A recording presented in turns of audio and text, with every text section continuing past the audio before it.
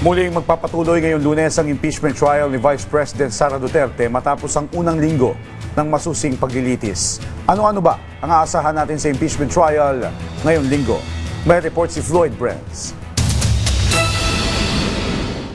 Magpapatuloy ngayong Lunes, July 13 ang impeachment trial ni Vice President Sara Duterte sa pagbubukas ng sesyon ng Senado, hudyat ng pagsisimula ng ikalawang linggo ng paglilitis. Inaasahang hahaba ang oras ng mga pagdinig dahil sa masising cross-examination at inaasahang mga pagtutol o objections mula sa prosecution at defense. Sentro ng ikalawang linggo ng paglilitis ang pagtalakay sa Article 4 ng Articles of Impeachment na may kaugnayan sa reklamong grave threats at assassination plots. Nakatakdang iharap ng House Prosecution Panel si National Bureau of Investigation Regional Director Attorney Jeremy Lotok bilang susunod na testigo. Inaasang ilalahad niya ang resulta ng digital forensics at iba pang ebidensyang nakalap ng NBI kaugnay ng kaso. Matatanda ang noong nakaraang linggo ay natapos na ang testimonya ni NBI Senior Agent John Mark Calilung bilang bahagi ng presentasyon ng prosekusyon. Samantala, nanindigan ng kampo ng pangalawang Pangulo na walang sapat na batayan ang mga paratang at iginiit na ang mga naging pahayag ni Duterte ay nagpapahayag lamang ng pangamba para sa kanyang sariling seguridad.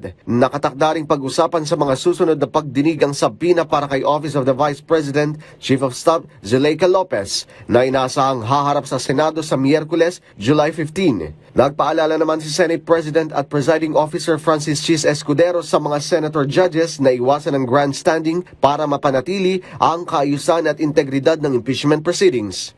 Floyd Brents para sa Bayan.